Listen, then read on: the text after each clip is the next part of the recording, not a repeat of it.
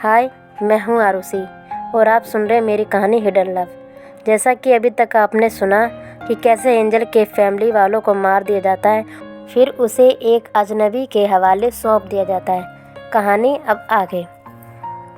कल मुही अभी तक सोकर उठी नहीं। अपनी बुआ की आवाज़ से एंजल ख्यालों से बाहर आई और जल्दी से तैयार होकर नीचे चली गई। पूजा कर जैसे ही वो मुड़ी तो उसने अपने पीछे व्हील चेयर पर बैठी अपनी दादी को पाया, जिसकी सुबह एंजल की आवाज़ से होती थी। एंजल एक बेहद खूबसूरत लड़की थी, जिसका रंग गोरा, नीली आंखें, जिसमें अक्सर आंसू का एक ठहराव बना रहता था, सुर्ख होंठ जो ना जाने कब से मुस्कुराए नहीं थे, उसके लंबे बाल जो उसकी खूबसूरती को और खूबसूरत बनाते थे। उसने दादी माँ को आरती दी और उसने पैर छूकर आशीर्वाद लिया। दादी माँ उसके सिर पर हाथ रखते हुए बोली, सुखी रहो, भगवान तुम्हारी हर मन्नत पूरी करे। तभी माया वहाँ आई और बोली, अगर ये तेरी रासलीला ख़त्म हो गई हो तो थोड़ा काम पर भी ध्यान दे ले। जब देखो तब पूजा का बहाना किए काम से जी चुराती रहती है, काम कामचोर कहीं की।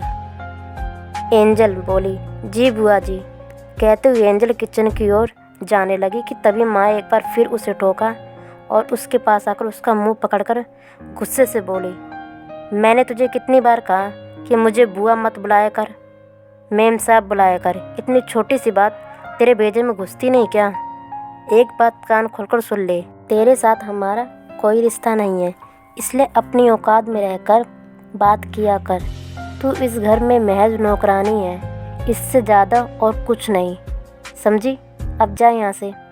कहते हुए उसने एंजल को ज़मीन पर ढकेल दिया। दादी से एंजल की ऐसी हालत नहीं देखी जाती थी, इसलिए वह अक्सर उससे पक्ष में बोलती थी। दादी एंजल का पक्षपात लेते हुए बोली, ये सब क्या है बहू? कम से कम आज के दिन तो उससे प्यार से बात कर ले, आज उसका जन्मदिन है। माँ ना सही, बुआ का ही सही, कम से कम प्यार दे दे, अपना फ़र्ज निभा दे। माया गुस्से से मुंह सिकोड़ते हुए, क्या करूं अगर इसका जन्मदिन है तो? इसे तो पैदा होते ही मर जाना चाहिए था। पहले अपने भैया भाभी को खा गई, अब बाद में किसी गैर मर्द के साथ रात बिता के आई है और फिर भी आंखों में शर्म नहीं है। इसी जगह और कोई लड़की होती तो शर्म से चुल्लू भर पानी में डूब मरती, लेकिन ये तो मरती भी नहीं, हमारी छाती पर मूंग दलने के लिए अभी तक यहीं पड़ी हुई है। इतना सब कुछ हो जाने के बाद भी आप मुझसे उम्मीद करती कि मैं इससे प्यार से बात करूं? मैं क्या दुनिया में कोई भी औरत इससे बात ना करे? मैं तो फिर भी इसे घर में पनाह दी हुई है, ये क्या कम है? हो सके तो अपनी लाडली को अपने तक ही रखिए, हमारे साथ फालतू के रिश्ते जोड़ने की कोई ज़रूरत नहीं है। यहाँ और भी काम है, इन जैसों को ही नहीं देखते रहेंगे। कहने के बाद एंजल की ओर देखा और फिर बोली, अब तू खड़े खड़े मेरा मुंह क्या देख रही है, जाना यहाँ से। इतना कहकर माया फ़ोन पर लग गई। हाँ शर्मा जी, माल सारा टाइम पर पहुँच जाएगा, आप बिल्कुल भी चिंता मत कीजिए। अरे नहीं, आप तो हमारे परिवार जैसे हैं। भगवान, चाय मिलेगी या नहीं? सीढ़ी से नीचे उतरते हुए एक शख्स ने कहा। ये हैं कैलाश रॉय, माया के पति और एंजल के फूफा जी। इनका मेन मार्केट में गारमेंट्स का बड़ा मॉल है, जिसमें इनकी अच्छी खासी कमाई हो जाती है और इसी के सहारे मुंबई के बड़े बड़े रईस परिवारों से अब इनकी काफ़ी जान पहचान भी हो गई थी, इसलिए अब सारा काम घर बैठे ही हो जाता था। कस्टमर स्वयं कॉल करके माल अपने घर डिलीवर करवाने लगे थे। कैलाश की काम बहुत अच्छे ज़ोर शोर से चल रहा था।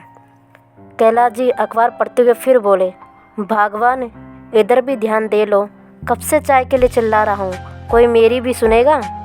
कैलाश की आवाज़ सुनकर माया ने जल्दी से कॉल कट किया और उनके साइड में जाकर बैठते हुए कहा, अरे सुबह सुबह क्यों गुस्सा हो रहे हो? रुकिए, अभी मंगवाते हैं गर्मा गर्म चाय। कहते हुए उसने एंजल को आवाज़ दी, ए लड़की, तेरी अभी तक चाय नहीं बनी क्या?